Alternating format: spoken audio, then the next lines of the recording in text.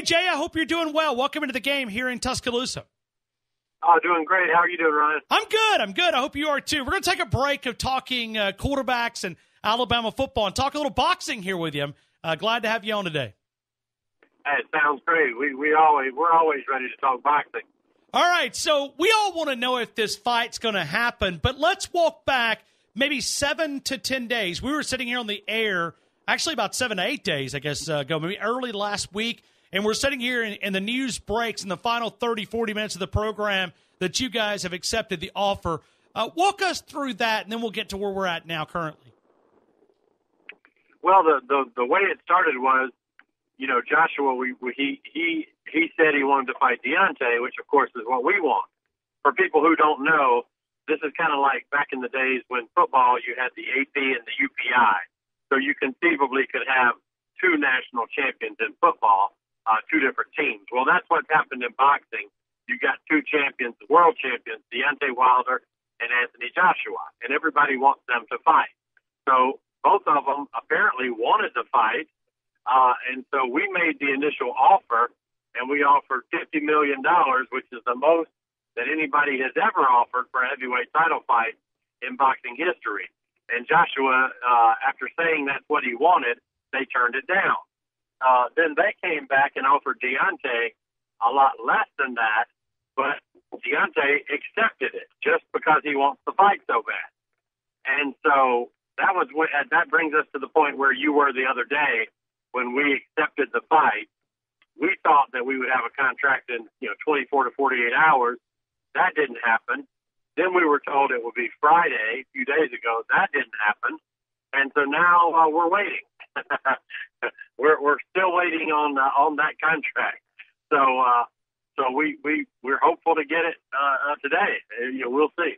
But of course, it's 5 hours later over there, so it's probably maybe not going to happen today. Jay, kind of walk us through from layman's terms how these contract negotiations work, because we're all new to this, or a lot of us are new to this, and really understanding the politics and the way that things work behind the scenes. Kind of walk us through, if you can give us some understanding of how these back-and-forth contract negotiations work. Well, unlike football, and I use a lot of football analogies because people are, they know football. Sure. In football, the field size is not going to change. The distance for a first down is not going to change, et cetera. But in boxing, you really have to go through every little thing. For example, if you were fighting Mike Tyson would want a very small ring, a 16-foot ring, whereas somebody a guy like Muhammad Ali would want a 24-foot ring. And they may negotiate it and agree on a 20-foot ring. And so these things are all come up to, the small things we don't care about in terms of if Joshua wants to come to the ring last, that's fine with us. If Joshua wants to be announced second, that's fine with us. If he wants to be on the left side of the poster, which is called like the A side of the poster, that's fine with us. Like we're not arguing over anything small. They can have all that. We're good with that. We don't have an ego about it. It's really, I think we want the same size ring because they're both big guys. So I don't really think there's a lot of points of contention. In boxing, you also negotiate number of hotel rooms, number of meals. But they've done this so many times that it's all pretty standard. So it shouldn't have taken this long. All right. So is there any chance this fight doesn't happen? I mean, because the fans want it, you guys want it, but does Joshua really want it? I mean, as he wrote a check that his butt's not going to be able to cash. That's the big question is, do they honestly intend to go through with this like they say they do, or do they just want to make it look like they want to go through with this, but in reality have no intentions of doing so? I don't know. That's the big question. They seem to want to fight Povetkin, who is somebody on their radar, and I don't know why that is, but if they send us a contract, for example, that says that Wilder and Joshua will be, two of the next three fights for Joshua, then that lets us know right away that they want to do a fight before us. As far as we're concerned, we want the biggest fight right now. You don't go from the Final Four, which you had Wilder against Ortiz and Joshua against Parker, and then you go to the championship game, which would be Wilder against Joshua, and then have one of the guys say, oh, well, we want to do something else first. That would never work in basketball. You wouldn't go from the Final Four to the championship fight, and then one of the championship match, and one of the teams say, oh, well, we're going to play East Carolina first, and we're going to get to you next, Duke. So, Jay, if you think we're talking to Jay Deas, which is the trainer, the manager for Deontay Wilder, he's a guy that has developed him from a amateur throughout the Golden Gloves to the U.S. Olympic team, where he was able to win a bronze medal. Was only boxer that medaled in that particular scheduled Olympics. Worked his way up, and now he's the heavyweight champion of the world from right here in Tuscaloosa, Alabama. Jay, what is the feelers from that camp? I mean, if you were guessing, do you think this will happen? I mean, just give me your. And this is literally, I'm going to say this. I'm going to put a heavy emphasis right here. This is just a prediction. Do you think this fight will happen? I think so. I mean, I really think it'll happen, and I hope it happens next. That's really the thing that I have the most questions about. Is I think that Joshua wants the fight. I don't think there's any doubt he wants the fight. I don't know if his people want the fight as much as he does. Joshua's like anybody else. Everywhere he goes, all he's hearing is Wilder, Wilder, Wilder. So being a fighter and being a good fighter like he is, you want to test yourself against the best. Deontay didn't have to fight Luis Ortiz. Nobody wanted to fight Luis Ortiz. But Deontay was the one who told us, hey, I don't care what you guys want. He's the best available guy. Everybody's running scared of him. I want him. And we made the fight because Deontay demanded it. So what we're hoping is that Joshua will do the same and demand of his people, hey, make the Wilder fight. I don't want to hear any other names. Make the Wilder fight. If he does that, the fight will get made. Jay, what was the excuse that you guys were given that he did not want to accept your $50 million offer? Well, he clearly stated that given $50 million, he will, and I don't know if they thought that we couldn't come up with it. My understanding is that the same people that backed Mayweather and McGregor, and they had made so much more money than they even thought they would make because the fight did so incredibly well financially. They were on board to back Wilder and Joshua. So the money was real. We proved the money was real. And they then said, oh, well, Joshua just thinks this fight should be in the UK and instead of the USA. So that was their reasoning. And, how you turn – they've got television sets over there just like anybody does. I would have told them, hey, tune in on TV. We'll see you when we get back. I'm taking the $50 million. Okay, so Jay, explain to us that, or some of us that may not know it, I don't know either. When you talk about the UK and USA, is there more money there, more money here? What does this market compared to that market mean as far as dollars? Well, that's a great question and a complicated question. I'll give you the simplest version I can. Numbers-wise, they can do more live than anybody. They can put 100,000 into a stadium to watch Wilder and Joshua, whereas we could put 20,000.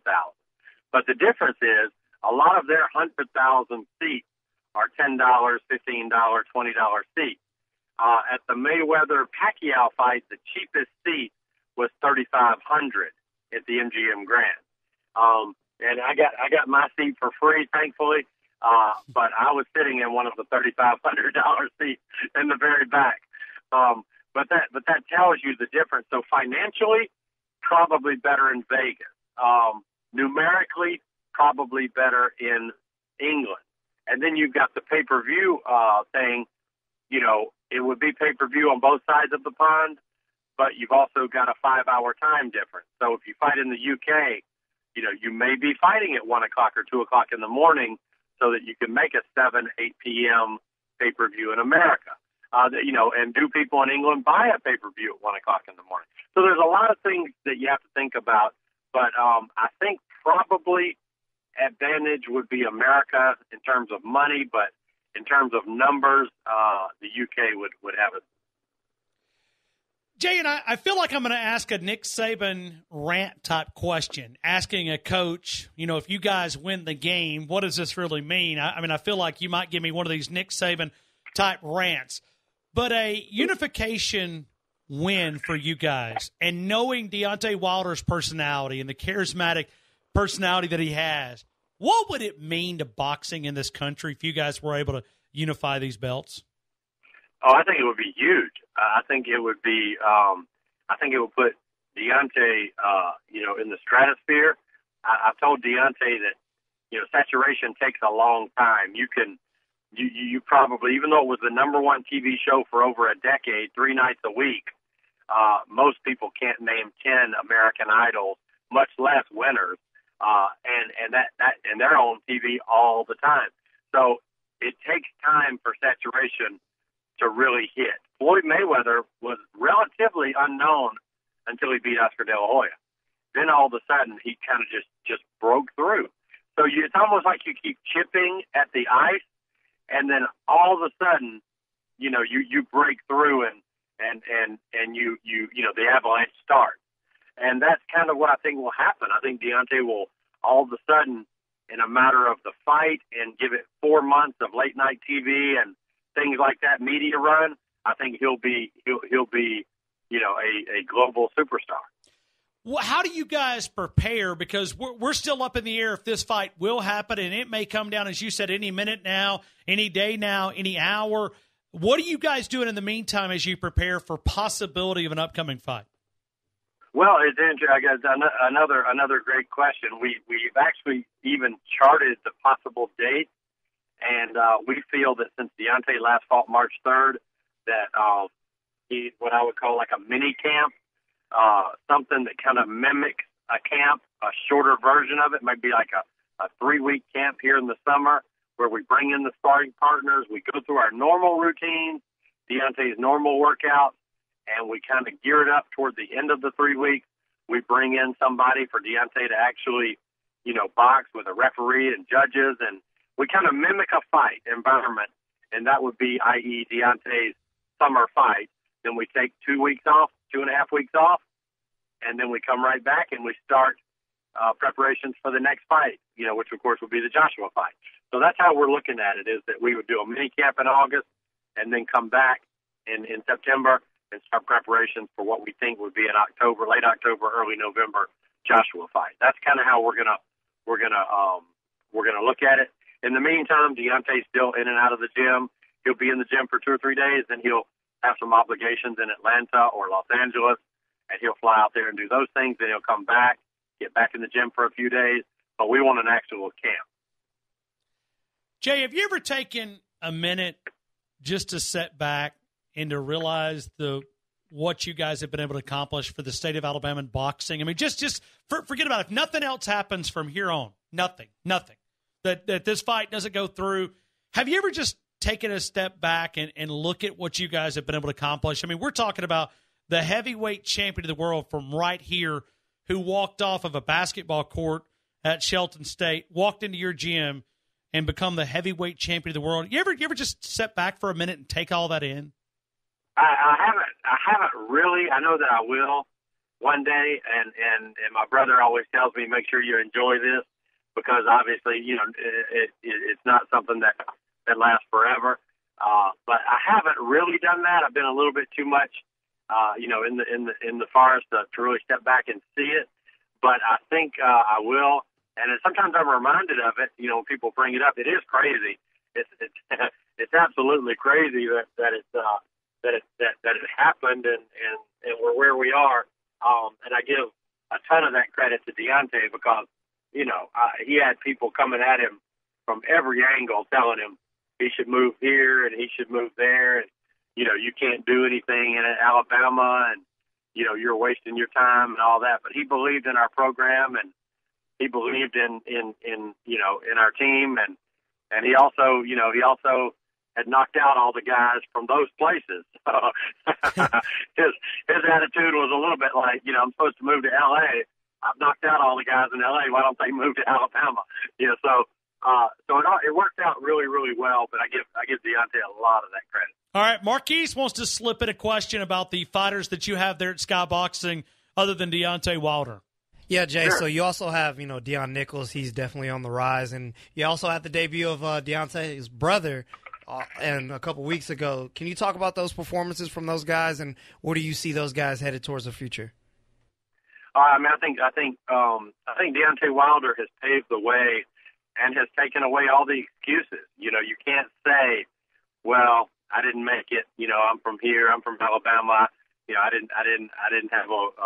I wasn't able to make it. Deontay took all that away because he did it. So with these young guys, there's no excuses, and they know it. So you're looking at Deon Nicholson is 9-0 with 9 knockouts, a 175-pounder, which is a light heavyweight, and he is a tremendous fighter. In fact, he just won on May 25th. He came right back and fought this past weekend in Columbus, Mississippi, and won by first-round knockout. So he's really on his way. He's being helped out and sponsored by Julio Jones, Kia. So, when you attract those kind of people, they're not just going to throw their hat in the ring with just anybody. So Deon has some support, and he's doing really well. Marcellus Wilder, Deontay's brother, of course, he's got his brother looking after him, and he's 1-0, had his pro debut. He's a 200-pounder. I don't know if he'll ever get up to heavyweight, which is over 200 pounds, but he's a tremendous physical specimen, and he came to boxing late, but he's learning every day, and he's really a boxer puncher with a lot of potential as well. And then, of course, we've got Robert Alfonso, who's moved. He lives back and forth between here and Dallas. He's the undefeated Cuban Olympian from 2008 Olympics, same as Deontay. And Robert is 16-0, and he's about 6'5", 250 pounds, and he's one of Deontay's main sparring partners. And he's really on the verge of making some noise in the heavyweight division. Man, I tell you what, courage to step in there and be the sparring partner for Deontay Wilder. That guy's got a good heart, man. That guy's got a good heart right there. He does. And, of course, we've also got Keandre Leatherwood, which, it's kind of funny that his nickname is Lightning, and he's one of the fastest boxers you've ever seen. And he's related to Lily Leatherwood, who, of course, won a gold medal as a sprinter in the '84 Olympics. So something about those Leatherwoods and those fast twitch muscles, those Leatherwoods are just have speed and abundance. And Keandre is no exception. And he lives in Atlanta, but he also boxes with us. Well, Jay, thanks for the update. Hopefully we can get this thing finalized, and we'll be talking about it here on the game. I appreciate you jumping on and kind of helping us out, understanding where things set this afternoon. I appreciate you spending a couple of minutes with us here in Tuscaloosa. Oh, you're welcome. Thank you guys for having me.